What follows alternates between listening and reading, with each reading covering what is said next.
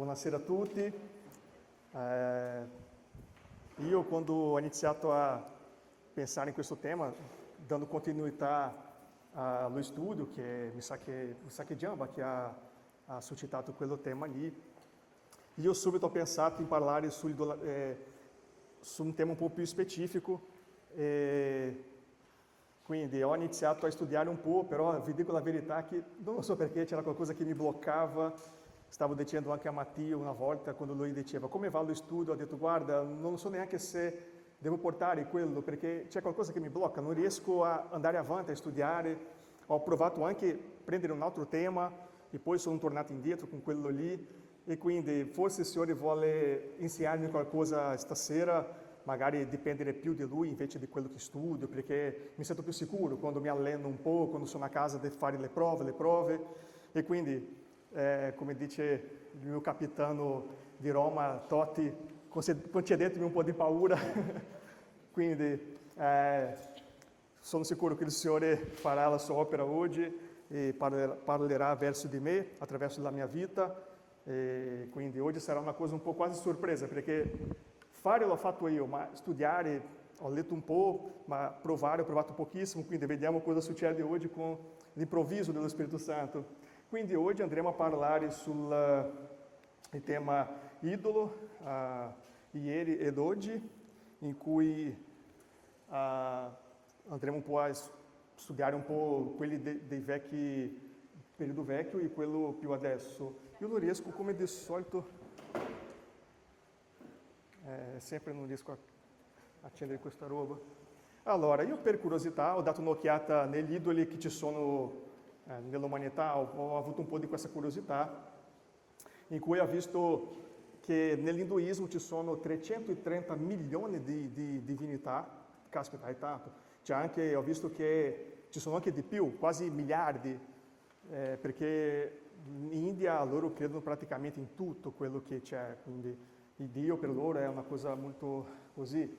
Nell'antico Egitto 2000 divinità, poi antica Grecia 12 dei dell'Olimpo, che sono quelli principali, e Roma, che è un po' stata influenzata con la cultura greca, diciamo che ha anche 12 dei maggiori, diciamo così.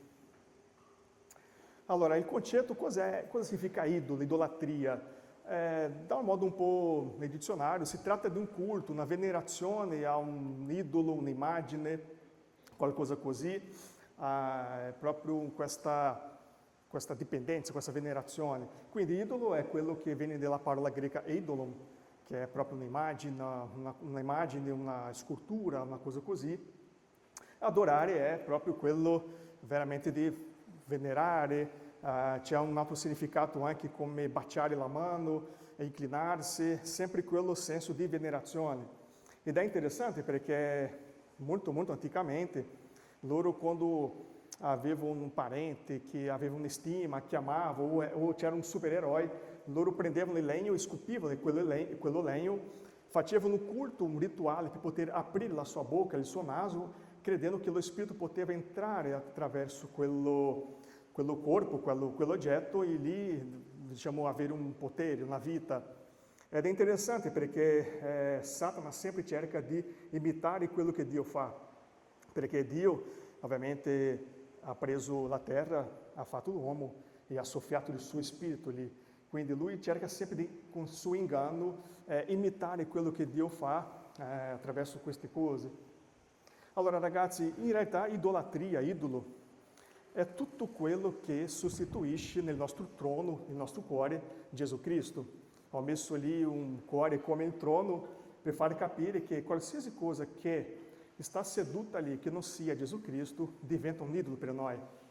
Mia sorella ha detto una volta che se tu non riesci a mollare una cosa, quello lì può essere un idolo tuo, e quello può entrare con qualsiasi cosa, sia influencer, un matrimonio. Ci sono quelli che hanno un desiderio talmente forte di sposarsi che praticamente guardano solamente quello. È stato creato proprio un'idolatria su quello, idolo sui lavori, tutti quanto, denaro, rete sociale, quindi qualsiasi cosa che fa questo cambio, che non c'è Gesù Cristo, diventa un idolo per noi. Quindi oggi, per só un riepilogo, non so, un sommario, non so, gli idolo di oggi e cosa dice la Bibbia. Andremo a un po' studiare un po' su questa cosa. Ho preso un po' per curiosità dei dei che esistivano prima, quindi di quelli antichi fino a quelli più attuali. Abbiamo il primo dio, che posso dire così, è una dea Venere di Willendorf. La sua statua piccolina, 11 centimetri, è la dea della fertilità. E lei adesso è a Vienna, in Austria, in cui lei ha questo corpo un po' più abbondante, perché ovviamente essendo una dea di fertilità, loro hanno fatto apposta alcuni attributi del suo corpo come distacco. È interessante che la sua pietra, che è stata scolpita, è stata tolta proprio dal lago di Garda, è un calcario rosa, non so, rosso, che è stato tolto da lì e ha scolpito questa roba lì. Quindi questo è un dio. Poi c'è il dio Mammona, è il dio conosciuto nella Bibbia, quando dice voi non potete servire a due dei, o servite a Mammona o a Dio. Lì Gesù fa questo paragone, e quindi Mammona è il dio del denaro. Poi Giove, non è Juve, che lascia stare Juve, perché chi tifa Juve lascia stare, ma c'è anche Dio Giove, che è considerato nella cultura romana il dio più grande che c'è e tutto quanto. Poi c'è Baal e Moloch. Io direi che Baal e Moloch sono praticamente la stessa cosa, ok? Baal è conosciuto anche come dio della fertilità agricola, però sia lui che Moloch accettano dei sacrifici dei bambini. Quindi loro hanno questa cosa molto caratteristica. Baal c'è anche il significato di un posto in alto, qualcosa che l'adorazione e la venerazione sono un po' in alto, ma c'è anche un significato, ci sono tanti significati, come anche ogni lettera di quello lì è un nome di un demone. Per esempio, la lettera B sarebbe Belzebù, la lettera A, Asmodeu, non so se dice così in italiano, poi l'altra Astaroth e l'ultimo Leviatã, sapendo anche che ogni di questa potestà, diciamo che ha una più forza in ogni parte del mondo, del globo, del mondo in generale. Quindi Moloch e Baal praticamente sono la stessa cosa. C'è una città nella Bibbia, in Isaia, mi sa che dice, o Geremia, se non mi sbaglio si chiama Tifoli o Tofoli, che era una città. Questo nome era il nome di un strumento, un attrezzo che era utilizzato per suonare mentre si buttavano i bambini dentro di quello settore qua. Si buttava lì, vede anche qua che si buttava per scendere, per essere bruciati vivi. E loro facevano questo tipo di suono proprio fortissimo per coprire il grido e i rumori dei bambini che erano stati buttati lì.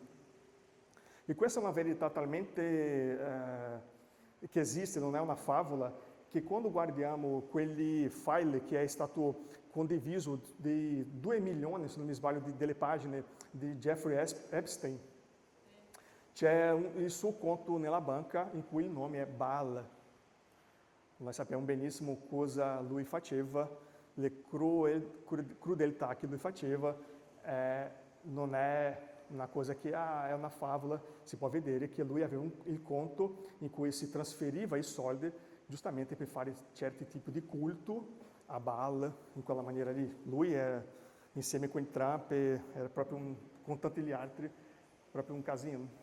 Poi, più attuale è l'intelligenza artificiale, quella non possiamo lasciare a parte, ovviamente quello che sta crescendo ogni giorno, sta diventando un nuovo dio per questo secolo, e proprio Elon Musk ha detto così, in una intervista con la J. Peterson, lui dice Elon dice a questo uomo che, guarda, da Memphis verrà il nostro nuovo dio. Quindi l'intelligenza artificiale sta arrivando nel momento in cui sta per dominare praticamente l'umanità.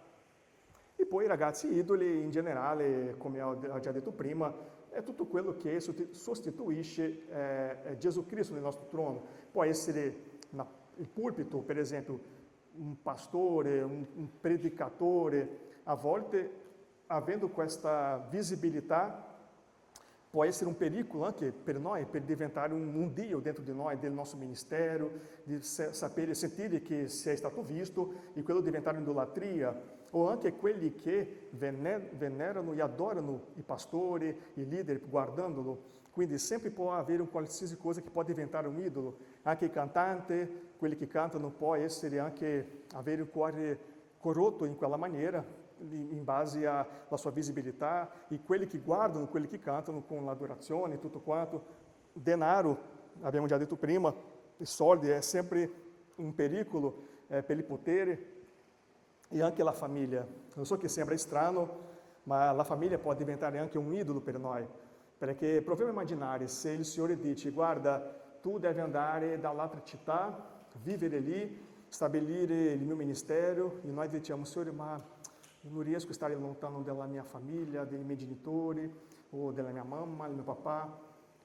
Quando quello diventa un ostacolo per noi, per fare quello che il Signore ha detto di fare, diventa un idolo per noi. Vede come è una cosa molto sensibile. Idolatria, a volte pensiamo sempre in immagini, pensiamo sempre in qualcosa così, ma qualsiasi cosa che può sostituire Gesù Cristo dentro di noi diventa un idolo. Può essere anche un vestito. A volte il Signore dice: guarda, devi donare questo oggetto a una persona, e noi a volte non vogliamo fare perché siamo proprio attaccati a quell'oggetto che è diventato quasi un idolo per noi. Però oggi, ragazzi, attraverso la guida dello Spirito Santo, ho chiesto anche a Giamba, sento di andare un po' dall'altra parte, e lui ha detto: ti do carta libera. Ho detto: grazie a Dio. E quindi ho pensato: allora va benissimo così.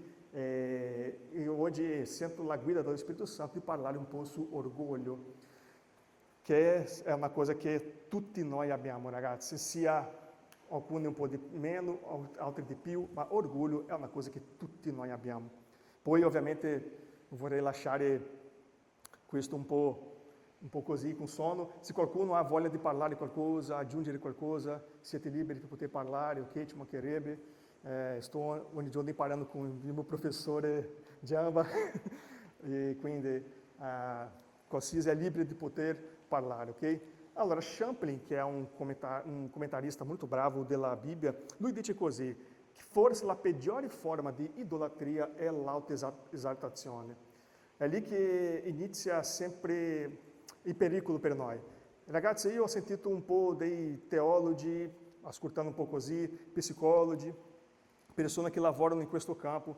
Io posso dire che la maggioranza ha detto così, che l'orgoglio è come se fosse il punto di partenza per altri problemi che poi alla fine vengono da appare, da sorgere.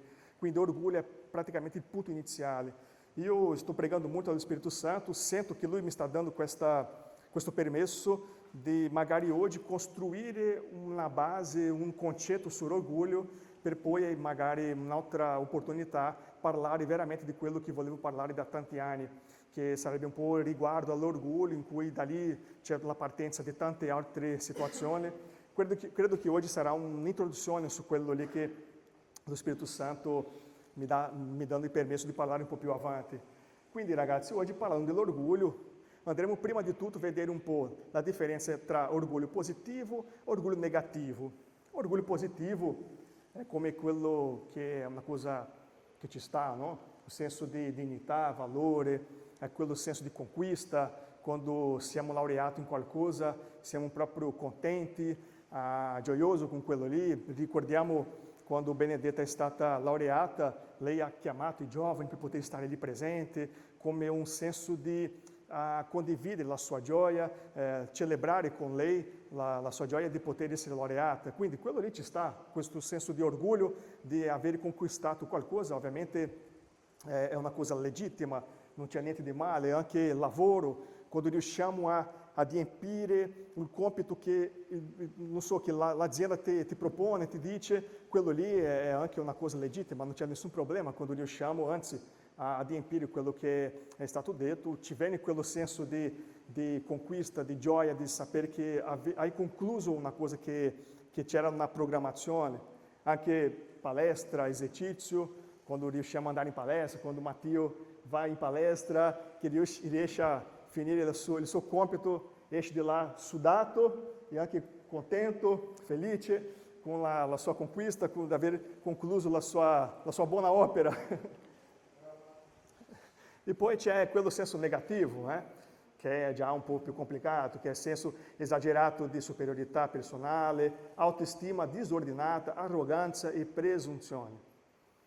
E ragazzi, il primo esempio che possiamo vedere è proprio di Lucifer, Satana, la sua caduta attraverso questo senso di avidità, in cui quando dice in Isaia 14, tu dicevi in cuor tuo, io salirò in cielo, innalzerò il mio trono al di sopra delle stelle di Dio, mi siederò sul monte dell'assemblea, nella parte estrema del settentrione, salirò sulle sommità delle nubi, sarò simile all'Altissimo. Guarda il desiderio. Allora, mi fa ragionare molto quando lui ha pensato in questa maniera, perché ragazzi, lui, Satana, è un spirito, è un angelo, che praticamente ha conosciuto Dio, ha visto Dio facendo le cose.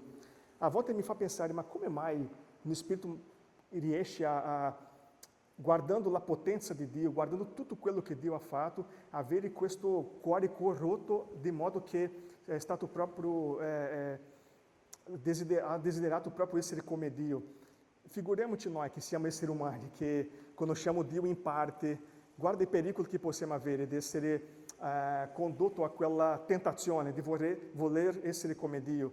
E sappiamo benissimo che la Bibbia dice che lui ha avuto successo nel suo commercio e tante cose che lui aveva in cielo, finché il suo cuore è diventato corrotto e ha avuto questo desiderio di essere come Dio. E ovviamente è stato cacciato via dal cielo. E poi una cosa che mi fa capire benissimo è che non si può nascondere niente del Signore, perché la Bibbia dice che nel tuo cuore, lui diceva, quindi Dio è quello che conosce ogni cuore e ogni cosa, ha visto nel suo cuore questo desiderio di essere come lui, questo senso di orgoglio, e ci fa capire che non riusciamo mai a nascondere del Signore le nostre motivazioni. Alla fine, la cosa importante è sapere qual è la nostra motivazione di quello che facciamo. Io predico perché mi piace stare qua, voglio bene ai giovani, o io predico perché voglio essere visto, perché voglio magari ascoltare un elogio, oppure perché mi sento più bravo di qualcuno di poter portare il messaggio. È complicato quando abbiamo una motivazione che non viene dall'Eterno, dal cielo, la tendenza di cadere è molto grande.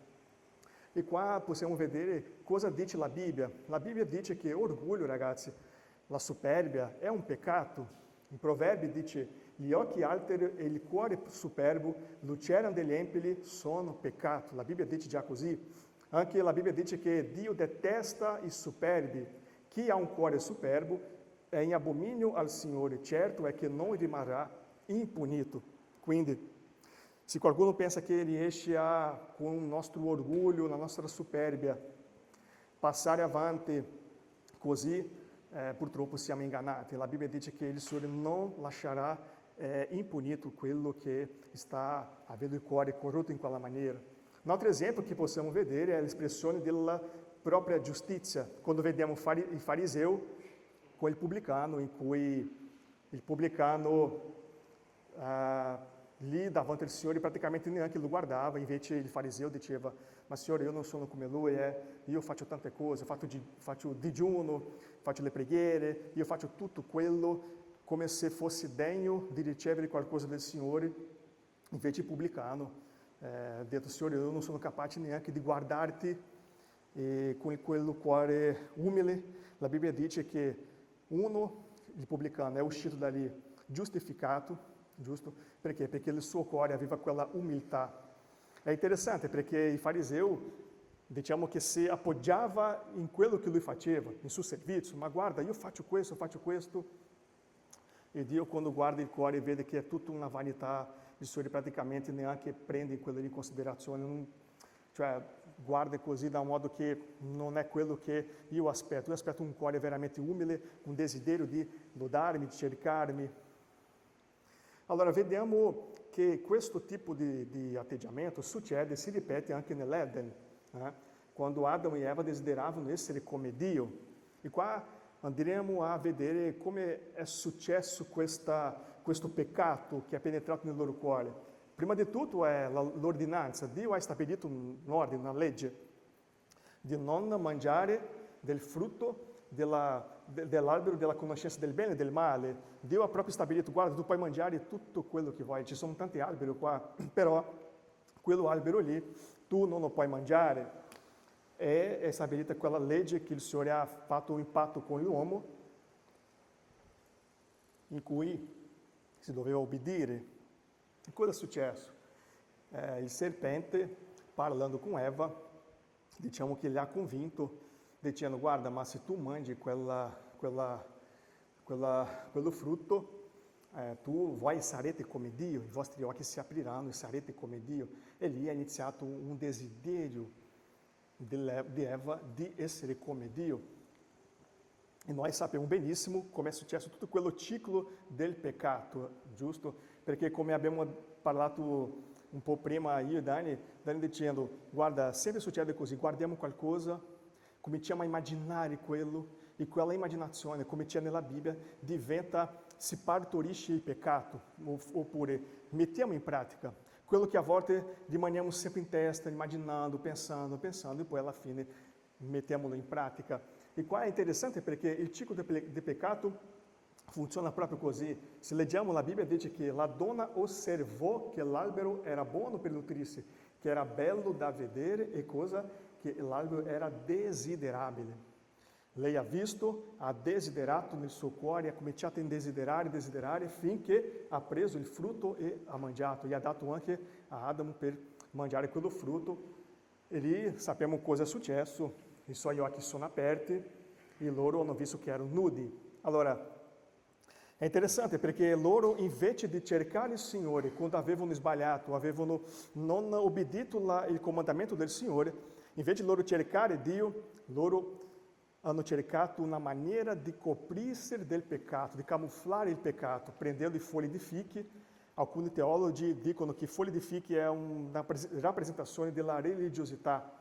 È magari no, ma forse quando abbiamo sbagliato, abbiamo peccato qualcosa, cosa a volte pensiamo? Dai, vado in chiesa, cerco di pulire qualcosa, faccio qualcosa per compensare il peccato che ho fatto, che ho avuto, sempre cercando attraverso i servizi e tanti affari, diciamo che compensare i peccati.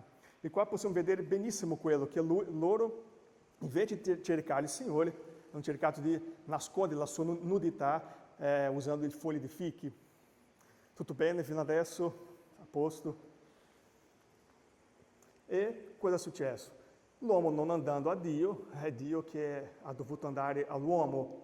E lì lui dice, guarda, vede che loro sono nascosti e dice, ma chi ti ha mostrato che eri nudo? Hai forse mangiato del frutto dell'albero che ti avevo comandato di mangiare? Quindi il Signore praticamente dicendo, no, cosa hai combinato qua? E Adamo ha detto, Signore, ma sai, è quella donna che hai creato, hai fatto per me, guarda che casino è successo. Quindi, praticamente, non assumendo la colpa in sé, ha detto, la colpa è della donna, è quella donna che tu hai creato. La donna cosa hai fatto? Ma il serpente, Signore, che mi ha ingannato e ho mangiato, mancava solo dire, il serpente che il Signore ha creato mi ha fregato. Quindi, praticamente, uno passando la colpa all'altro. Se la serpente potesse dire qualcosa, ma... Quindi, qua possiamo vedere, ragazzi, il trasferimento di colpa. Nessuno, anche in quel momento lì, loro non hanno cercato il Signore, e se Dio è andato da loro, ha detto, guarda, cosa hai fatto, cosa avete combinato, questo, e da nessun momento loro hanno detto, Signore, veramente io ho sbagliato, io ho peccato contro il Signore, io non ho preso come responsabilità quello che il Signore mi ha detto, ma no, loro hanno messo la colpa sempre agli altri. E così, ragazzi, l'orgoglio è quella cosa che indurisce il nostro cuore. Non riusciamo a guardare i nostri sbagli, i nostri errori, ma siamo facili da guardare gli errori degli altri. E qua io ho deciso di mettere le caratteristiche per essere una cosa un po' più didattica. E a parte, ragazzi, che questo messaggio, anche è un messaggio molto veloce, è un messaggio molto, molto semplice, perché orgoglio è una cosa che tutti noi abbiamo già il concetto, lo sappiamo benissimo, non c'è niente di nuovo in quello che vado a condividere a voi, però io credo che lo Spirito Santo vuole dire qualcosa, anche se è una cosa che è un po' già data, come già sappiamo tutti, però credo che lo Spirito Santo vuole magari darci una vigilanza, stare vigilante a qualsiasi sbagli che possiamo avere, qualsiasi pensiero di superbia che possiamo avere, come un padre che ha voglia di sempre correggere i suoi figli. Penso che il Signore vuole fare in questa sera con tutti noi, quindi è un messaggio che non c'è niente di nuovo, di qualcosa di teologico qua dentro, è un messaggio molto semplice. E ho separato alcune delle caratteristiche per essere una cosa più facile da fissare, da capire un po' dei comportamenti di una persona che ha dell'orgoglio. In Proverbi dice che la superbia precede la rovina e lo spirito altero precede la caduta. Andremo a vedere alcuni personaggi che sono caduti in questo problema dell'orgoglio. Come ho detto prima, orgoglio è come un punto di partenza per altri problemi che possono succedere. E il primo che possiamo parlare un po' è Sansone. Sansone, lui, come abbiamo conosciuto già, la sua mamma ha fatto un voto di Nazireu con lui, Nazireu, in cui non si poteva tagliare i capelli, non si poteva mangiare qualcosa dei morti, sempre c'era stabilito un tipo di regola, di comandamento a lui. E cosa successe? Mentre lui stava bene, stava grande, faceva le cose, poi alla fine abbiamo visto che lui ha iniziato a sentirsi un po' potente, un po' orgoglioso, la superbia gli ha contagiato e ha iniziato a peccare, a disobbedire una cosa qua, un'altra cosa lì, finché alla fine ha confessato la sua potenza che veniva dai capelli. È interessante che quando hanno tagliato i suoi capelli, la Bibbia dice che lui non si è accorto che lo Spirito non stava più in lui.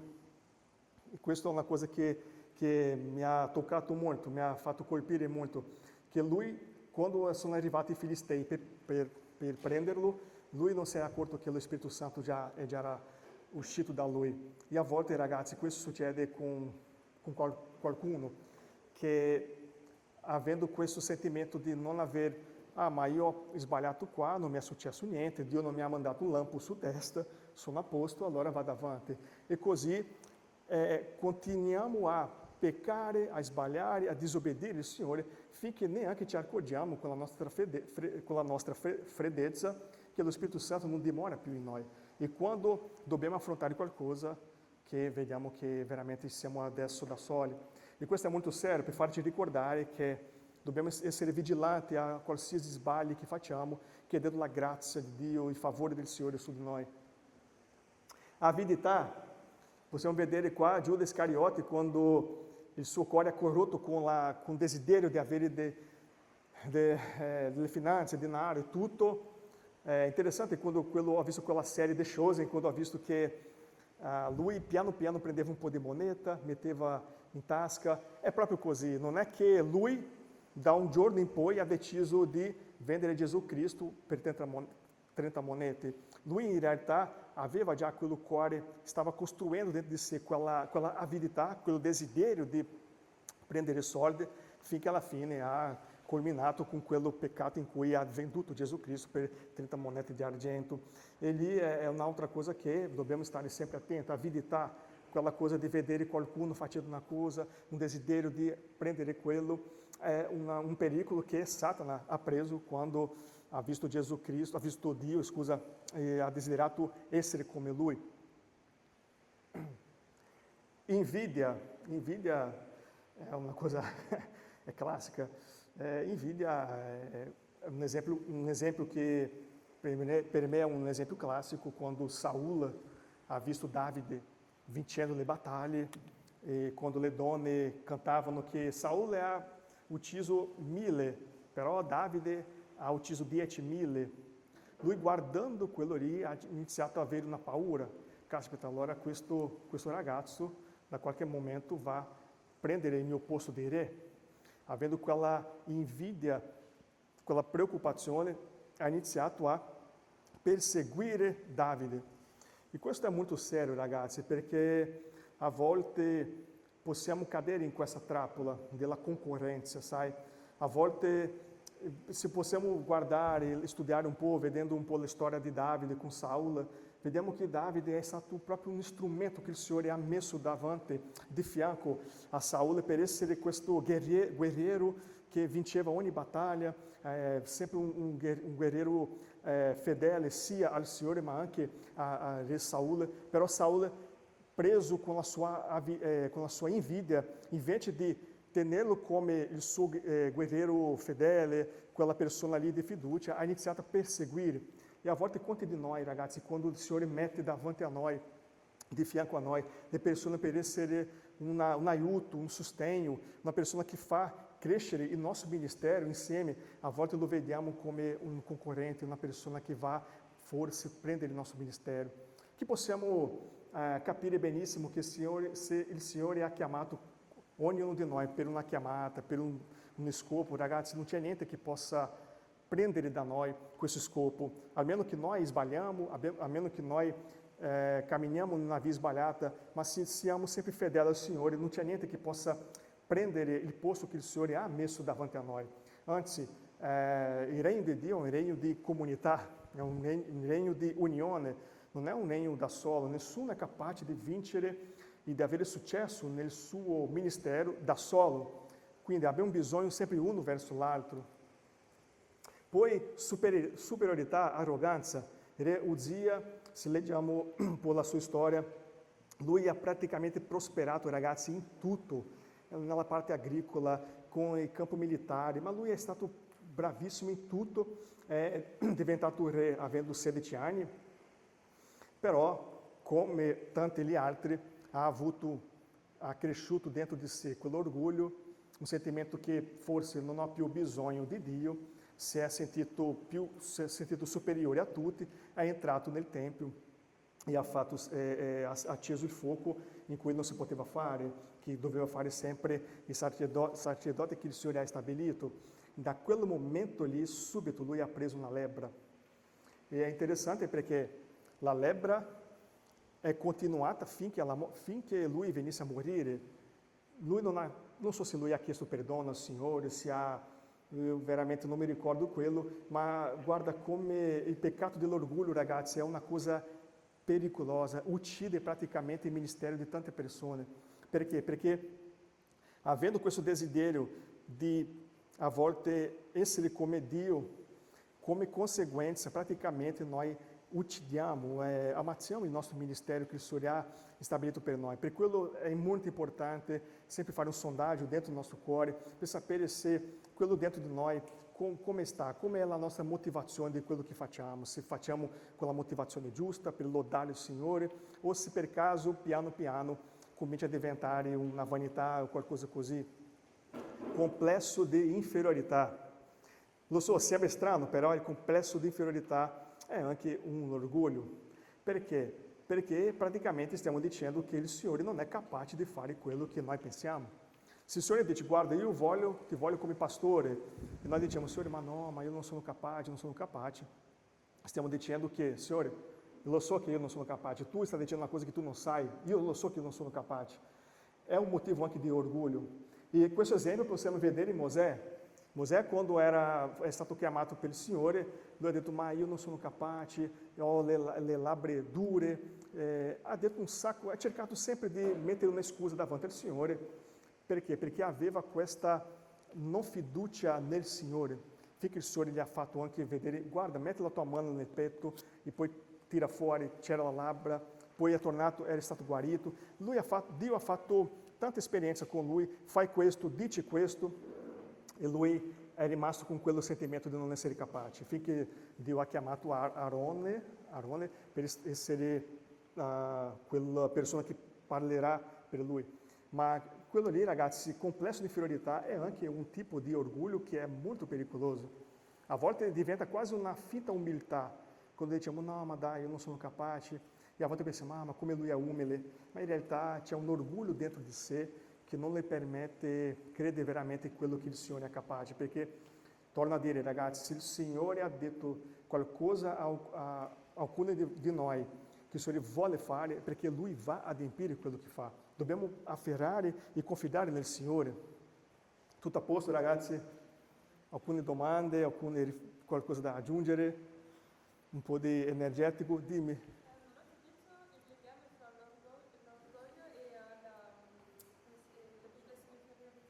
Perché il complesso di inferiorità, a volte pensiamo che orgulho è sempre nel complesso di superiorità, che a pessoa se sente arrogante e tutto, però il complesso di inferiorità è quando noi non crediamo che il Signore è capace di fare qualcosa, è quando pensiamo, no, ma guardiamo più a noi invece di guardare a Dio, però è sempre la stessa cosa, perché la persona che ha la superbia di sentirsi più grande di tutti, guarda sempre a se stesso.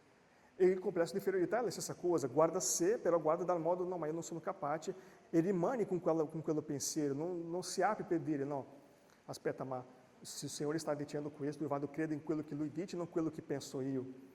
Quindi, anche io, quando ho sentito dicendo che il complesso di inferiorità era anche un orgoglio, da primo impatto ho pensato, ma c'è qualcosa che non va, ma in realtà è perché noi abbiamo questo, è pericoloso, perché pensiamo sempre che non siamo capaci e allora siamo proprio appoggiati in quello che pensiamo invece di pensare, no, aspetta, se il Signore dice quello, dobbiamo credere. È un pericolo, ragazzi. Satana, guarda, una frase importante, un po' scarico, grazie Fra.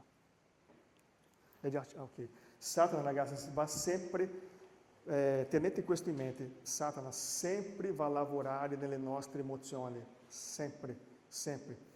Una volta, se la persona ha un complesso di inferiorità, in quel momento lì, lui, se riceviamo un elogio, guarda come sei bravo, cosa lui dice? Vedi come tu sei bravo, ma tu sei bravo, sei un figone. Allora, se tu fai qualcosa di sbagliato, e qualcuno dice, guarda, hai sbagliato, ma vedi come tu sei un scemo, tu non sai fare nulla, e comincia a dire quelle cose per farti sentire sempre più indegno di quello lì. Satana va sempre a lavorare nell'estremità, negli estremi. È per quello che Gesù Cristo è quello dell'equilibrio. Lui fa sempre le cose equilibrate nell'equilibrio. E un segno di maturità, scusa se vado un po' avanti, il segno di maturità è equilibrio. Il simbolo di maturità, il sinonimo è equilibrio. Una persona equilibrata come Gesù era equilibrato nelle sue decisioni, nelle sue emozioni, era una persona matura perché era praticamente maturo e equilibrato in tutto quello che faceva. Questa frase mi è piaciuta molto. L'orgoglio è un assassino dei destini. Perché? Perché una persona che non riesce a piegarsi ad ascoltare una esortazione di qualcuno, secondo voi ascolterà l'esortazione del proprio Dio? Non ascolterà mai. Una persona che non ha questa umiltà di ricevere una parola di critica costruttiva, non riuscirà mai, ragazzi, a ascoltare qualcosa del Signore, anche perché il Signore usa a noi per parlare con i nostri fratelli. Quindi a volte aspettiamo un angelo venire qua e dire qualcosa, ma il Signore vuole usare ognuno di noi per esortare, aiutare, perché l'orgoglio è un assassino silenzioso, perché fa credere alla persona di sapere già tutto, di essere già arrivata, di aver già capito, ed è proprio lì che molti muoiono come semplici potenziali. Ci sono tante persone che a volte vediamo un potenziale di crescere, di poter avanzare nel ministero e purtroppo a volte in mezzo della via, sono stati caduti perché sono rimasti presi al suo orgoglio, alla sua superbia, pensando che non hanno bisogno di qualcuno per dire qualcosa. Portavano dentro di sé doni, una chiamata, la capacità di realizzare qualcosa di grande, ma non sono mai diventati una forza reale, perché il loro ego era più grande della loro resa a Dio. Ragazzi, questo è molto serio. Persone che hanno dei doni, una chiamata, la capacità di realizzare qualcosa di grande, ma non sono mai diventate una forza reale, non sono riuscite a concludere quello che il Signore aspettava. Perché? Perché il loro ego era più grande della loro resa a Dio. Ragazzi, questo è molto serio, dobbiamo riflettere molto su questo, perché l'orgoglio blocca la grazia di Dio, blocca il perdono di Dio, perché ovviamente una persona orgogliosa non va chiedere perdono, non va accettare perdono, non riceve la grazia di Dio, perché Dio non dà grazia ai superbi, Lui dà grazia a quelli che sono umili, e perde ovviamente la salvezza. Non pensiamo noi ragazzi che avendo atteggiamenti di superbia, perché facciamo tante cose per il Signore, siamo in grado di andare in cielo e dire: Signore, c'è qua tutto quello che ho fatto in terra, tutto quello qua, adesso apri la porta che voglio entrare. La Bibbia dice che nem tutti che mi dicono Signore, Signore entreranno nel regno del cielo. Abbiamo parlato proprio oggi, io e Dani, con una persona che stavamo riflettendo sull'importanza di sviluppare il frutto dello Spirito Santo. Ragazzi, io sono il primo a dire che a me piacerebbe proprio volare nello Spirito, che il fuoco scendesse qua, ma tante cose, miracoli. Io sono una persona che mi piace tanto questa cosa soprannaturale, mi piace molto, ma mi piace molto di più quando conosco qualcuno che ha un cuore proprio reso a Gesù Cristo, quel cuore di amore, quel cuore di pace, che sviluppa il frutto dello Spirito Santo. Una persona che tu conosci, che tu non hai mai sentito parlare di nessuno, non hai mai sentito lui dicendo qualcosa di invidia a nessuno. Guarda, questo io apprezzo tanto quando trovo qualcuno che ha questo cuore, perché in realtà, ragazzi, è quello che il Signore aspetta di noi. Prima dei miracoli che io aspetto, non è che non credo, io aspetto, desidero che possa succedere tante cose qua in chiesa, ma io aspetto molto di più una chiesa veramente con l'amore, veramente che il Signore desidera per noi. Ragazzi, questa frase, no aspetta, scusa, torno indietro per leggere solo una cosa. Nel regno di Dio non è il talento a sostenere i destini, ma l'umiltà di continuare ad ascoltare Dio, perché il cielo non esalta chi si considera già pronto.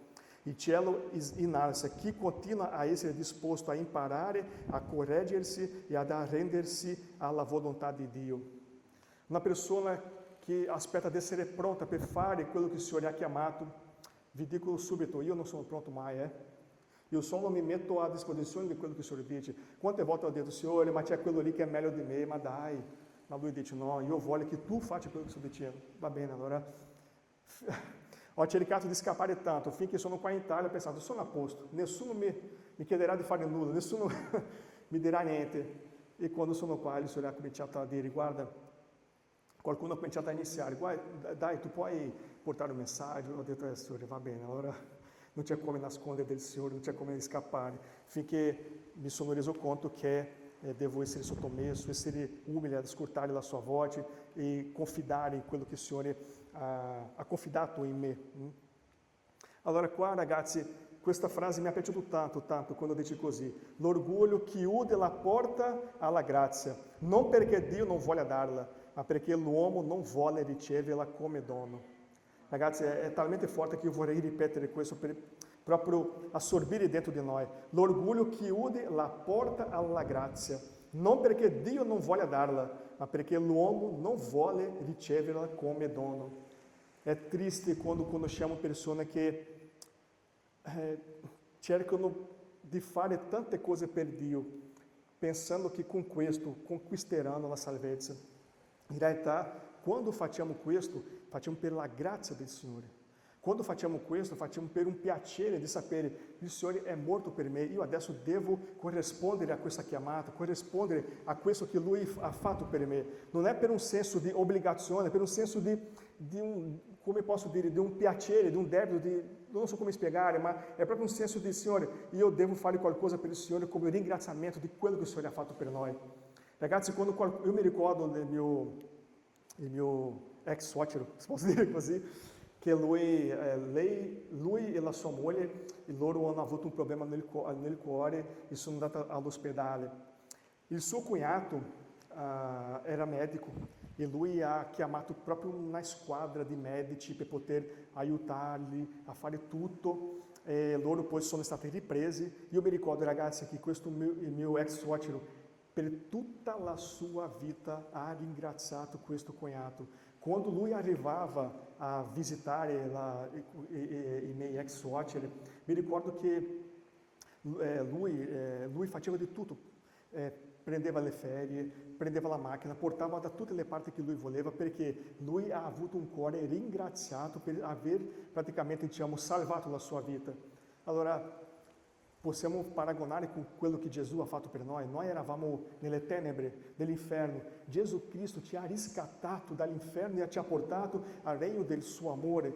Quindi perché non possiamo, come mai non abbiamo questo cuore di ringraziare e praticamente obbedire alla sua chiamata, di quello che il Signore ha aspettato per noi? Quindi non so, ho detto così un po' a caso, ma solo per risvegliare noi e ricordarci dell'importanza di avere questo cuore ringraziato, questa grazia in cui riceviamo del Signore. Allora qua è già praticamente alla fine, in cui, non so se Gabri vuoi già suonare un po', già sono praticamente alla fine, sono andato veloce oggi. Questo versetto è molto interessante, che qua dice che così anche voi giovani siate sottomessi agli anziani e tutti rivestitevi di umiltà gli uni verso gli altri, perché Dio resiste ai superbi, ma dà grazia agli umili. Questo versetto mi ha colpito molto quando ho imparato che questa parola resiste è un significato di montare una guardia, un esercito. E questa immagine ho cercato di farla un po' per anche capire che una persona che ha un orgoglio davanti al Signore, il Signore monta praticamente questa guardia, questo esercito. Praticamente noi non riusciamo ad avere accesso al Signore con il nostro cuore superbo, con la superbia. È impossibile, ragazzi. Il Signore resiste, il Signore praticamente fa guerra con quelli che hanno il cuore orgoglioso. Anche perché una persona che è così è praticamente come Satana, perché la Bibbia dice che dobbiamo resistere al diavolo e lui fuggirà di noi. E qua lui dice che lui resiste a una persona orgogliosa. Dio sta paragonando, ragazzi, una persona che ha superbia con Satana. Questo è molto serio, è una cosa che dobbiamo sempre riflettere.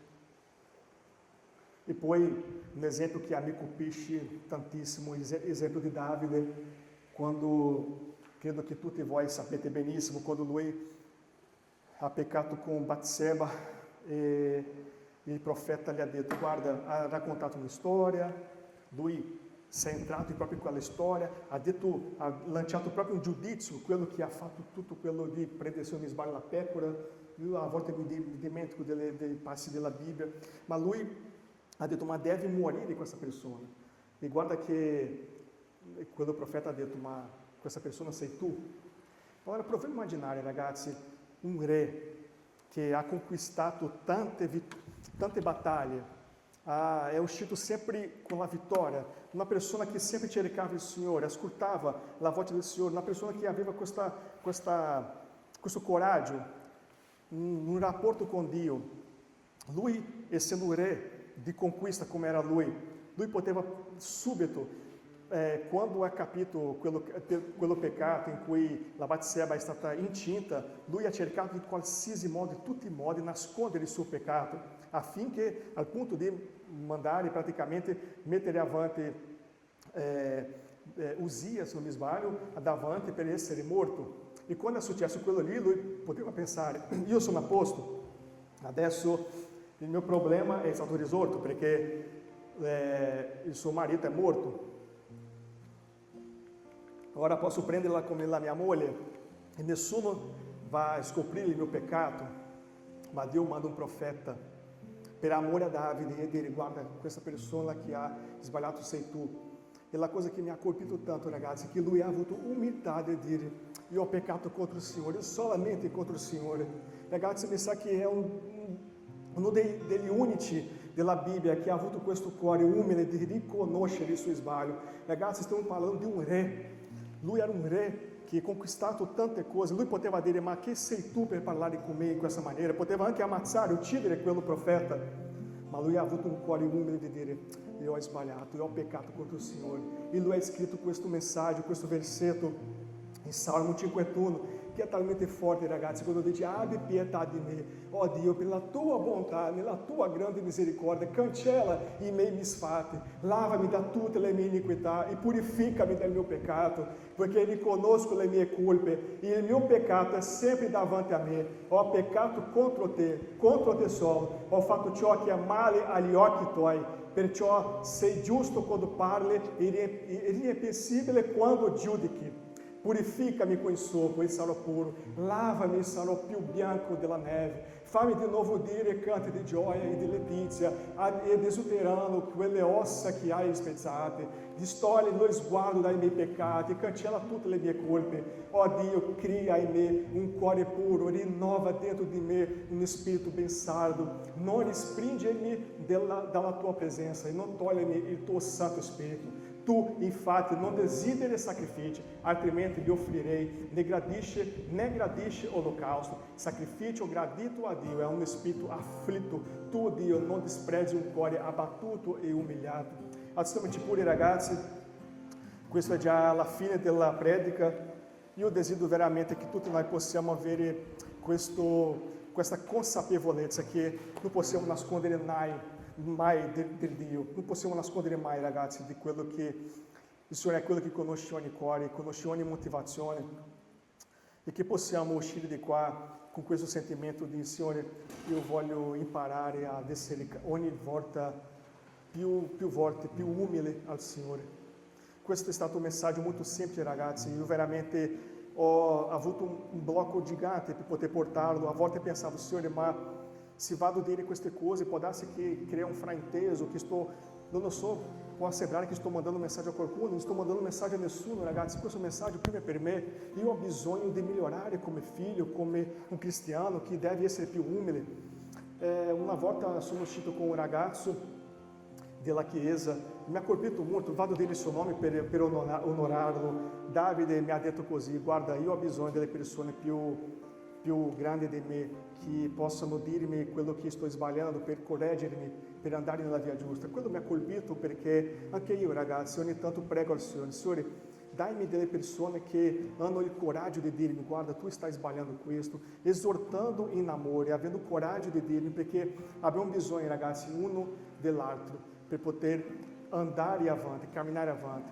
Nessuno è capace di avere successo nel ministero che il Signore ha stabilito per ognuno di noi. Nessuno è capace di fare da solo. Non esiste nessun ministero di qualcuno che ha conquistato, ha avuto una vittoria, una conquista con Dio facendo tutto da solo. È impossibile. Tutti noi abbiamo bisogno di uno verso l'altro.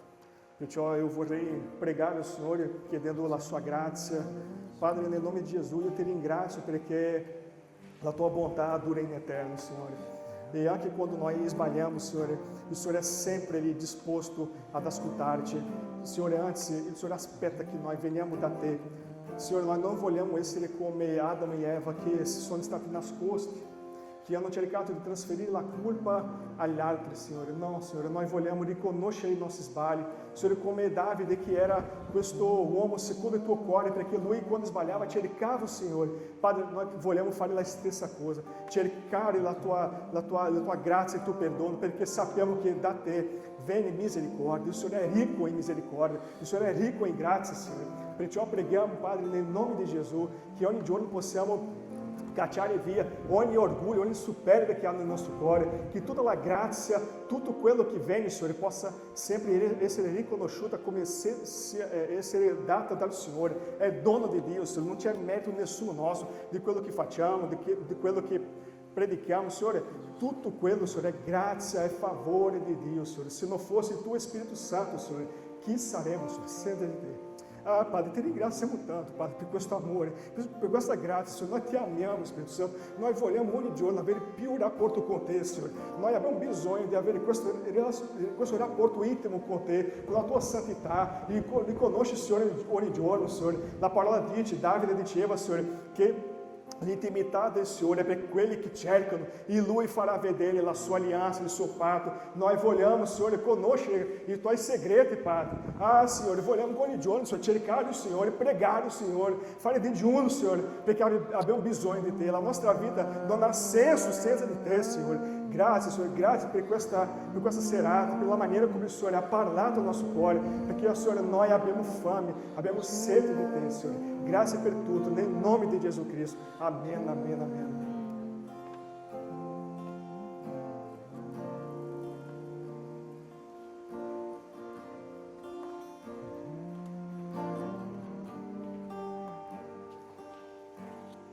A minha assistente.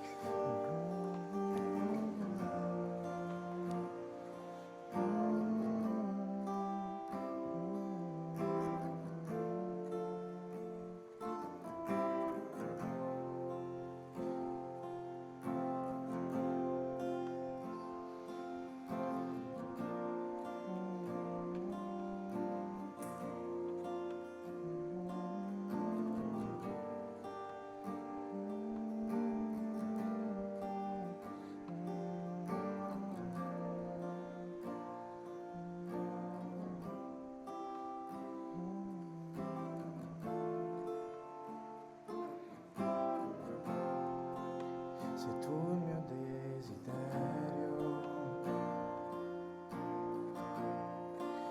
per te ogni mio respiro, e al di là del velo io vengo a dirti che ti amo. Gesù, attira il mio cuore a te, attira il mio cuore a te, attira il mio cuore a te. Gesù, io muoio d'amore per te, io muoio d'amore per te, io voglio che il mondo sappia,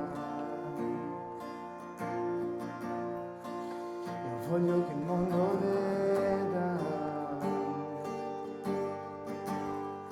che tu sei il mio amato, Gesù, ed io sono tuo, attira il mio cuore a te,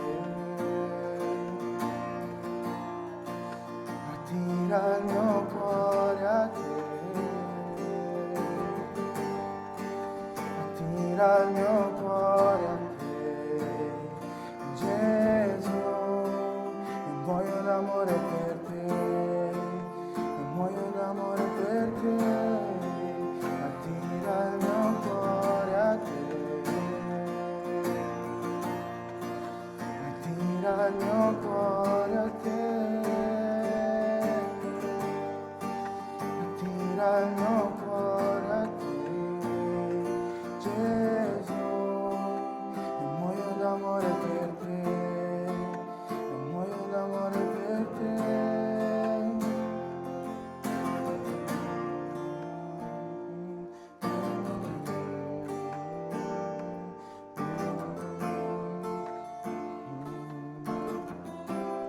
Vorrei che prendessimo autorità in quello che stiamo per dire e che se riconosciamo che c'è qualcosa che nel nostro cuore ha preso il posto di Gesù, potremmo adesso dichiarare che nel nostro cuore c'è solo Gesù e nient'altro, e che siamo solo noi e Gesù.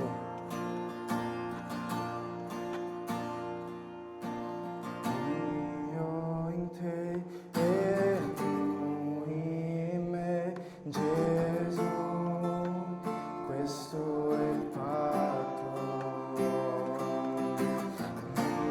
Io in te e tu in me, Gesù, questo è il patto. Ancora.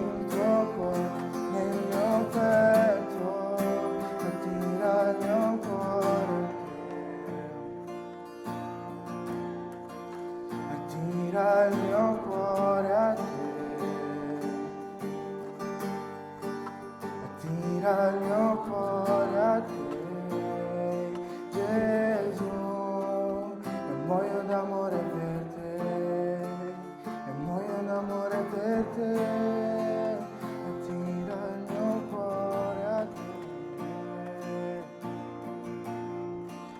attira il mio cuore a te, attira il mio cuore a te, Gesù, e muoio d'amore per te, e muoio d'amore per te.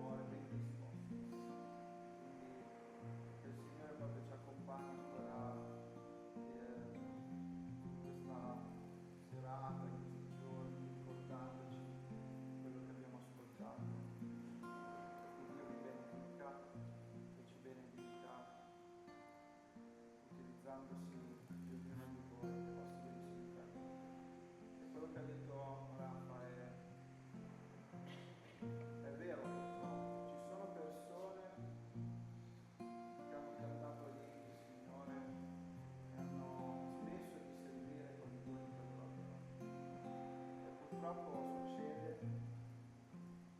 ma che non succeda a nessuno di voi nel nome di Gesù. Continuate a coltivare i vostri talenti, i vostri